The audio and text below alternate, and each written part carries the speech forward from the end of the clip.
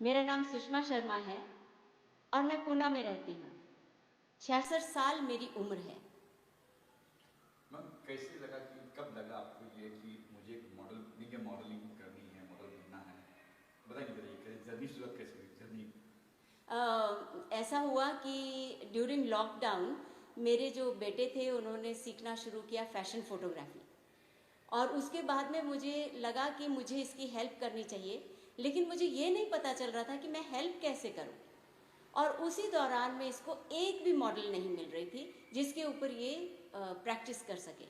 तो मैं इसकी पहली मॉडल बनी और मुझे ये लगा भी कि इस उम्र में मैं इसकी मॉडल बन रही हूँ तो क्या ये ठीक होगा, उसको ठीक लगेगा, कितनी देर तक ये मेरे साथ में कर पाएगा, नहीं कर पाएगा। But he continued even after the lockdown. उसे अच्छा लगा और उसने कहा मैं इसी फील्ड में यानी कि ओल्डर पीपल को ही मॉडलिंग करवाना चाहता हूँ एंड ये मेरी अब फील्ड बन जाएगी फॉर फैशन फोटोग्राफी। जब जब बात में लड़के ने हाँ कर दिया, लेकिन फिर बाकी लोगों ने, घर वालों ने? बाकी लोग भी मेरे घर वाले जो हैं वो वैसे ही हैं, सभी बच्चे। क्योंकि मेरी बेटी शी इज़ अ डॉक्टर, वो लंदन में है, और मेरे पति चीफ कमिश्नर रह चुके हैं, वो IRS हैं, और वो मुंबई में भी सर्विस कर चुके हैं।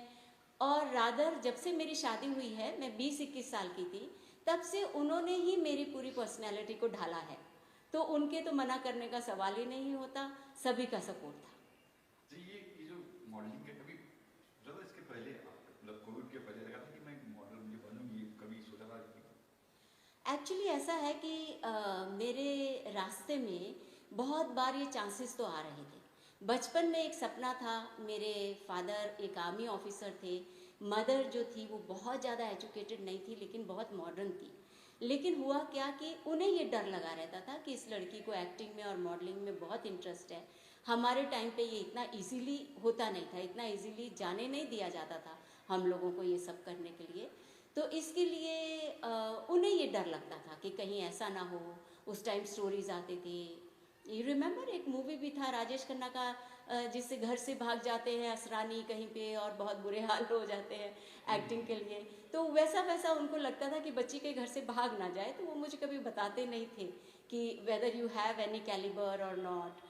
लेकिन बाद में शादी के बाद में जब मैं हेल्थ क्लब चला रही थी तो एक बहुत छोटा सा रोल, बिल्कुल माइन्यूट सा रोल मेरे रास्ते में आया था सवत माझी लाड़की में। उसके बाद मुझे ऑफर्स आए थे काफ़ी, लेकिन मेरे सामने एक द्वंद हो गया कि मैं हेल्थ क्लब लगाऊं या मैं एक्टिंग फील्ड में चली जाऊं। तो मुझे ये लगा कि हेल्थ एंड फिटनेस भी मेरा पैशन है, और हेल्थ क्लब अगर मैंने अभी नहीं लगाया, अभी मैंने जगह अपने लिए नहीं ली, तो हो सकता है कि जब मैं एक बार थोड़ी ओल्डर हो जाऊं मुझ में वो पैशन ना रहे। तो I chose health and fitness field. तो क्या एक्सरसाइज करते हो, क्या किस तरह करते हो, क्या शुरुआत अब डेली रूटीन क्या है आपका मॉर्निंग में? हाँ, एक्चुअली मुझे बचपन से ही इन सब चीज़ों का शौक था। मैं एक प्लेयर थी, एथलीट भी थी, बहुत अच्छी, नेशनल लेवल की वॉलीबॉल प्लेयर भी थी। हमारा स्कूल टीम गया था।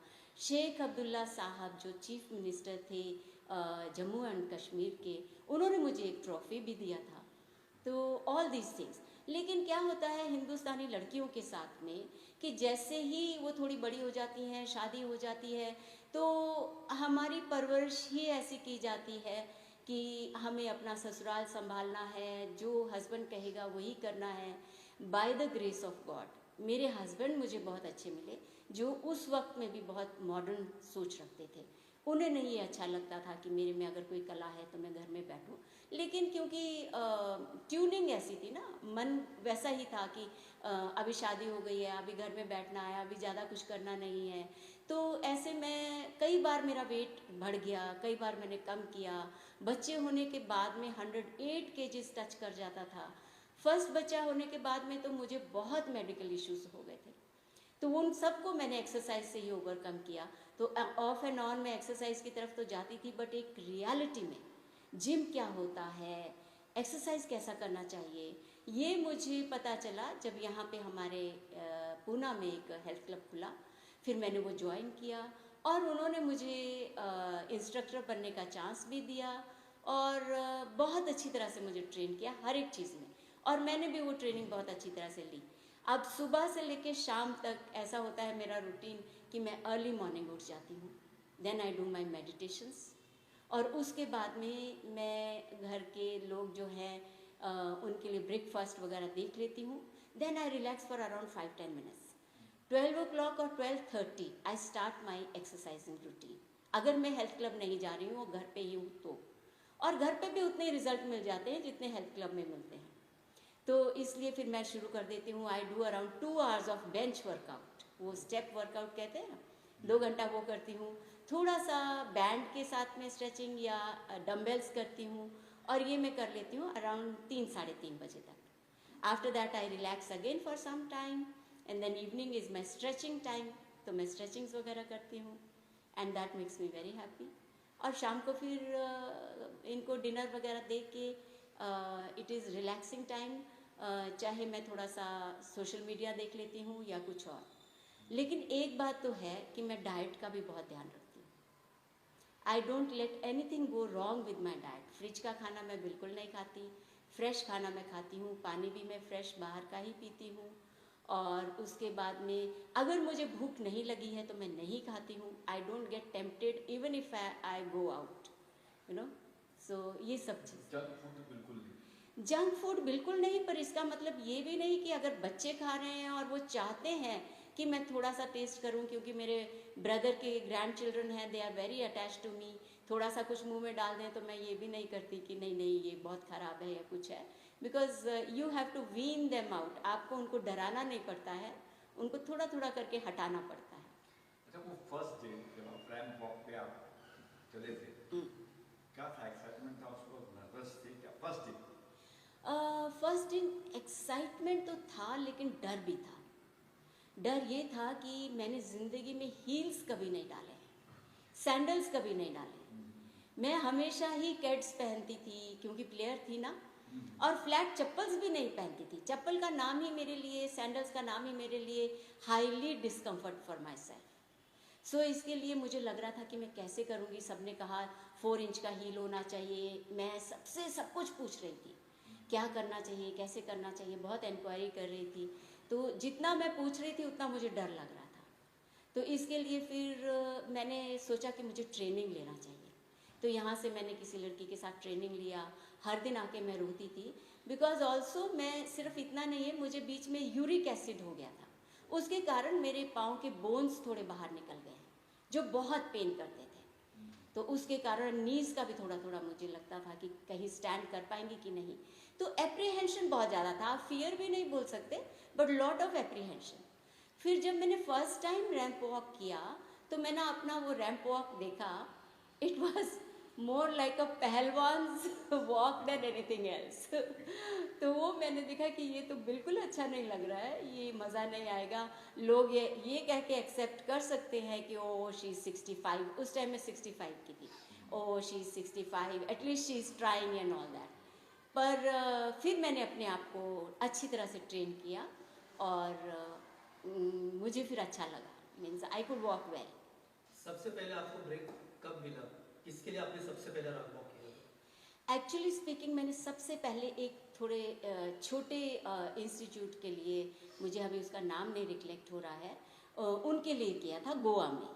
और लेकिन वो कोई बहुत बड़ा चीज़ नहीं था ऐसे, बट आप कह सकते हो मेरा first big break last year June में था, विच वॉज दीवा पैजेंट्स। तो उनके लिए मैंने सबसे पहले जो है वो रैंप वॉक किया फॉर मिसेस इंडिया की।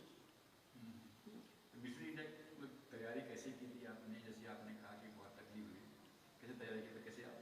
हाँ, उसका भी जब मेरे को पहले वो छोटे छोटे जो मैं कर रही थी सीखने के लिए, तो मैंने देखा कि नहीं चला जा रहा है, थोड़ा तकलीफ हो रहा है। घर आके मैंने उनको बोला कि भाई आपने सिखाया तो कुछ नहीं और मुझे आता भी कुछ नहीं है। तो उन्होंने कहा कि नहीं नहीं, चलते चलते खुद आ जाता है। But I told myself ऐसा नहीं होगा। I have already enrolled in to Diva pageants. अगर वहाँ पे परफॉर्मेंस अच्छा नहीं हुआ या किसी दया भाव में आके उन्होंने मुझे क्राउन देना चाहा, तो मैं एक्सेप्ट नहीं कर पाऊँगी। मुझे परफॉर्मेंस करना है और मुझे एक्सेल करना है। और मेरा कंपटीशन अपने से बहुत छोटी बच्चियों के साथ भी था, you know like 45-50 years old, वहाँ से शुरू होता है एलिट कैटेगरी, अप टू आगे कितना भी ईयर्स तक हो सकता है। तो फिर तब मैंने अपने आप को ट्रेनिंग करना शुरू किया। उसके लिए मैंने बहुत कुछ सीखा। उसके पहले मुझे ये नहीं आता था कि सोशल मीडिया कैसे यूज़ करते हैं, ये मालूम नहीं था कि बॉडीकॉन ड्रेस क्या होती है, और ये ड्रेसेस जो फैशन वॉक के लिए पहने जाते हैं, ये ड्रेसेस का महत्व क्या है, ये क्यों पहनने चाहिए, क्या होता है ये सब कुछ, सैंडल्स क्यों पहनना चाहिए, हील इतना ऊंचा क्यों होना चाहिए, और स्ट्रैप जो है वो इलास्टिक का नहीं होना चाहिए लेकिन दूसरा लेदर का ही होना चाहिए, ये सब क्यों होना चाहिए। और मेकअप सबसे बड़ी चीज़ थी मेरे साथ में, क्योंकि मैंने तो बचपन में कभी भी हमारे घर में हमारी मदर ने हमें कभी नेल पॉलिश, लिपस्टिक कुछ नहीं लगाने दिया। बहुत जिद करके मैं काजल लगा लेती थी, which was my favourite, and that she had allowed only that. उसके लिए भी बहुत बार डांट पड़ती थी, क्या कर रहे थे अंदर घंटों तक, काजल ही लगाते जाते हो, फैशन नहीं करना होता है, काम करना होता है। तो ये सब बातें हो जाती थी, तो वो सब नहीं आता था, वो मैंने सब सीखा। तो पहला क्राउन जब जीते तब क्या लगा आपको कि यार ये क्राउन वाकई लगा आपको कि मैं कैपेबल थी उस चीज़ के लिए? यस, एंड मुझे ये प्रूव करने का भी मौका मिला। ऐसा है कि वो जो अमन वर्मा जी हैं ना, वो हमारे होस्ट थे। हाँ हाँ, वो एक्टर, वो हमारे होस्ट थे, and what a wonderful host he is. तो उन्होंने एक मुझे लगता है कि उसी वक्त में उनमें कुछ ऐसा नैक है कि वो उसी वक्त में देख लेते हैं कि किसमें क्या है, किसमें क्या है। सो जब मैंने अपना सब कुछ कर लिया, तो समहाउ ऑन द स्टेज ही challenge me. He says Mandira Bedi ji ने एक बार 10 पुशअप्स किए थे, तो क्या आप पुशअप्स कर सकते हो स्टेज के ऊपर? अब ये अक्सर मिसेज इंडिया में होता नहीं है, यू नो, पुशअप्स वगैरह करना। So I told him, I said हाँ मैं कर सकती हूँ। ही सेज, आई सेड, तो मैंने उनको पूछा कि सैंडल्स के साथ करूँ या सैंडल्स उतार के करूँ, क्योंकि विद सैंडल्स 4 इंच का हील है, उसके ऊपर इतना मोटा नीचे वो है, तो it was not so easy. तो ही सेड नहीं, आप सैंडल के साथ करिए। उन्होंने मुझे अच्छी तरह से चैलेंज कर दिया, नहीं आप करके दिखाइए, सैंडल के साथ करके दिखाइए, आप कर सकती हैं। मैंने कहा कर सकती हूँ। ही स्टार्टेड काउंटिंग, 10 तक उन्होंने काउंट किया और मैं करते जा रही थी, and everybody was surprised, and you know खूब चीयरिंग हुआ, लोगों ने मुझे खूब प्यार किया। तो उसके बाद में ही ओनली स्टॉप मी, अच्छा अच्छा बस बस बस, and he was so amazed. उन्होंने मुझे बहुत प्यार दिया और उसके बाद में बहुत एड्यूलेशन भी दिया और बहुत प्रेज़ किया। तो मुझे ये लगा कि मैंने अपार्ट फ्रॉम, मैंने जो क्वेश्चन आंसर्स जो टैकल किए थे और जो मैंने अपना इंट्रो दिया था, मुझे ये लगा कि मैंने अच्छा किया है और मुझे ये क्राउन एक्सेप्ट करने में बहुत मज़ा आया। अक्सर ये देखा गया है कि जो जजेस होते हैं आज के डेट में, यंग जनरेशन, यंग जजेस होते हैं जो उस साल रैंप वॉक किए हैं, वो आज जज में ऐसे जज आके बैठते हैं। तो जब आप रैंप पे हो या आपसे क्वेश्चन आंसर होता है, तो उनको जब एज के बारे में पता चलता है, आप जब ब्यूटी देखते हैं, तो किससे आपको कॉम्प्लीमेंट मिला है, या जैसे वो ताजुब में पड़ जाते हैं कि यार ये एज में भी आप ये सारी चीज़ें कर रहे हो? ये तो अभी मेरा हर दिन का चीज़ हो गई है।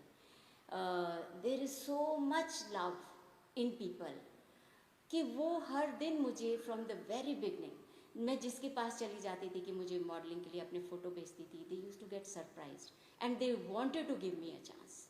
उन्होंने भी दिया और रैंप वॉक किया, उन्होंने भी हमेशा प्रेज़ किया और सब ने बोला अगर आप खुद नहीं बताओगे तो हमें पता भी नहीं चलता है कि you are that time I was 65, अभी 66 हूँ मैं, तो इतना हमें पता भी नहीं चलता है कि आप इतने साल के हैं।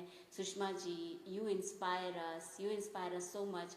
और जो छोटे छोटे बच्चे हैं, एक ने मुझे इंस्टा पे लिखा कि दीदी, वो मुझे दीदी बोलते हैं, दीदी आपको देख के हम भी जा रहे हैं। वो जम्मू के या पठानकोट के थे, हमने भी दोनों हस्बैंड वाइफ ने ज्वाइन कर लिया है। जिस जिम में जाती हूँ मैं, बहुत से लोग इंस्पायर होके वहाँ आते हैं and everybody says that we get inspired. Even जिन्होंने मुझे रोल्स दिए हैं मूवी में, वो भी कहते हैं कि अगर हम आपको चाहें तो आपको हम 30 to 35 भी लगवा सकते हैं with makeup and all that. So I feel happy. जैसे अभी आपने कहा कि मूवी में, हाँ जी। आपने मूवी की है उधर? एक मूवी में अभी मैंने काम किया है, नाम है मूवी का बेलचा। अभी तक वो रिलीज़ नहीं हुई है, but I have done it and I have been offered another movie. उसमें, उसका मैं अभी तक नाम नहीं बताऊंगी। उसमें थोड़ा सा ओल्ड लोगों का लव स्टोरी टाइप है, यू नो, लाइक जैसे they are not married even till the older age, so how they get involve and what all happens. It's a fun movie, जैसे हंसी खुशी वाली। अच्छा, आज भी कई ऐसी औरतें हैं जो चाहती है मॉडलिंग करना, एक्टिंग करना इस एज में, आफ्टर 60, उन्हें क्या टिप्स देंगे, क्या मैसेज देंगे आप? उन्हें सबसे पहले मैं कहूँगी, देखो देर तो बिल्कुल नहीं हुई है, देर कभी नहीं होती है।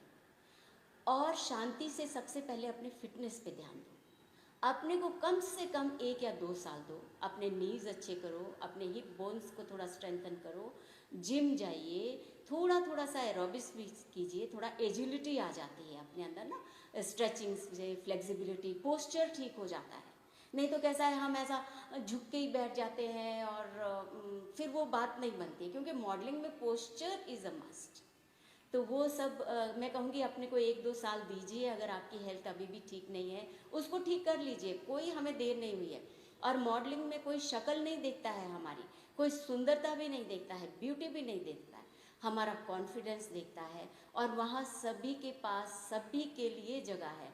बिकॉज़ कहीं पे हमें कोई गरीब इंसान बनना है, कभी हमें थोड़ा मिडिल क्लास, लोअर। अभी ये मत सोचिए कि अगर मैं इस तरह की दिखती हूँ कि मैं हर रोल में फिट हो जाऊँगी, नहीं। कभी कभी मुझे ऐसा आता है कि मैम हमें गरीब लुक वाला चाहिए, तो वो लुक अगर मुझे आ नहीं सकती है तो I am unfit for that. या कभी कभी ऐसा होता है कि मुझे सुपर रिच चाहिए, अगर मैं उसमें फिट नहीं हूँ तो मुझे नहीं मिलेगा वो, है ना। तो इस तरह से हम सभी के लिए काम है। आप अपने फिटनेस पे ध्यान दीजिए, अपने आप को बाहर निकालिए। और जो लेडीज़ ये बोलती हैं कि हमारा परिवार नहीं मानता, हमारे बच्चे नहीं मानते, तो let me tell you one thing, हम औरतों में इतनी शक्ति है कि हम सबको मना सकें, हम में वो नैक है। हम जैसे चाहें ज़िंदगी जी सकते हैं। फ्रस्ट्रेट होने से, अपने आप को तकलीफ़ देने से कुछ नहीं होता। धीरे धीरे आप कंडीशन, सिचुएशंस वैसे बनाइए, अपने परिवार को प्यार दीजिए, उनकी पूरी केयर कीजिए, तो उसके बाद में when you are so caring, so loving, तो वो खुद ही आपको ग्रो करने देना चाहेंगे। मुझे देख के बहुत लेडीज़ ने स्टेप लिया है, बहुत आदमियों ने कहा कि हम चाहते हैं हमारी वाइफ्स आपकी तरह बाहर आए, मैंने उनको गाइड किया। और बहुत से बच्चों ने कहा कि जैसे पार्थ ने आपको आगे बढ़ाया है, हम भी अपनी मम्मा के लिए कुछ करना चाहते हैं, प्लीज़ टॉक टू हर। और मैंने ना जाने कितने 100 लोगों से अभी तक इसके बारे में बात की है। क्या गोल, क्या अभी मॉडलिंग में आगे कुछ चाहिए कि ये मुझे कुछ हासिल करना है, सोच है? ऐसा है कि आई वॉज इनटू स्पिरिचुअलिटी। मैं बड़े बड़े कोर्सेज लेती थी, मैं सभी बड़े बड़े गुरुओं के साथ में जुड़ चुकी, grand master Choa Kok Sui, and then Avadhoot Baba Shivanand ji and Shri Shri Ravishankar ji. फिर अल्टीमेटली मैंने ये देखा कि श्री श्री रविशंकर जी इज़ माई गुरु। तो मैंने बहुत सारा काम किया है आर्ट ऑफ लिविंग का, बहुत बड़े बड़े कोर्सेज लिए हैं, I am a very successful teacher in that. लेकिन एक दिन गुरुजी ने ही वहाँ से मेरा रास्ता चेंज करके यहाँ पे इस तरफ को कर दिया। दैट मीन्स यहाँ पे कोई ना कोई ऐसा काम है जो मुझे करना है, कोई ना कोई ऐसा बदलाव, ऐसा चेंज है जो मैंने यहाँ पे लानी है। I have to inspire people to live life. सभी जो है घर बार छोड़ के स्पिरिचुअलिटी में नहीं जा सकते, लेकिन हम लोग अपने घर बार में रहकर स्पिरिचुअल भी हो सकते हैं, दुनिया को भी टैकल कर सकते हैं। क्योंकि आजकल 60 से ऊपर जो हो जा रहा है, बहुत कम लोग हैं जो बाहर निकले हुए हैं। बाकी अपनी ज़िंदगी बस जैसे कहते हैं ना कि ढल जाती है, विदर अवे हो जाती है, जैसे एक पत्ता बिल्कुल ऐसा धीरे धीरे सिकुड़ जाता है, ऐसे ज़िंदगी को सिकुड़ा के छोड़ देते हैं। यानी कि we leave this world and then we go away. तो वो नहीं होना चाहिए। मैं चाह रही हूँ कि हमारे टाइम की जो औरतें थी, उन्होंने जवानी में भी ज़िंदगी नहीं जी। You know, we were the middle people, जिन्होंने सास ससुर का, अपने घर का भी ध्यान रखा है और अपने बच्चों का भी ध्यान रखा है। आज बच्चे डोमिनेट करते हैं, लेकिन अगर सास ससुर हैं या नहीं है तो भी उन्होंने ज़िंदगी नहीं जी है। तो ये टाइम है कि they are the queens of their homes, they are the people, even the males. अगर आप लोगों ने, आदमियों के लिए भी मैं कहती हूँ कि अब अपने लिए ज़िंदगी जी लो। जो भी 10, 20, 30 साल बचे हैं, या 1, 2, 4 महीने बचे हैं, या जितना भी टाइम है, लिव फॉर योरसेल्फ। बच्चे अब सेटल हो चुके होंगे और ये वक्त आपका है। मुझे सुन रहे हैं कि हमेशा ज़िंदगी प्रेजेंट मोमेंट में जीनी है। हमारे साथ पीछे क्या हो चुका है, हमारे साथ आने वाले कल में क्या होगा, उसकी चिंता नहीं करना। जो ये वक्त है, जो आज है, इस वक्त में हम बहुत पावरफुल होते हैं। चाहे हमारे पास में कुछ है या नहीं है, सभी लोग थोड़ी मुश्किल से गुजर रहे हैं, लेकिन इसका मतलब ये नहीं कि हम ज़िंदगी जीना छोड़ दें। और अगर हम खुश रहते हैं तो हर चीज़ हमारे आसपास आ जाती है।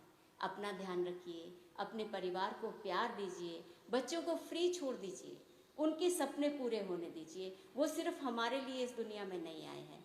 And your partner is there for yourself, and this is the time we have to be together, make each other grow, and really live for each other and live for ourselves.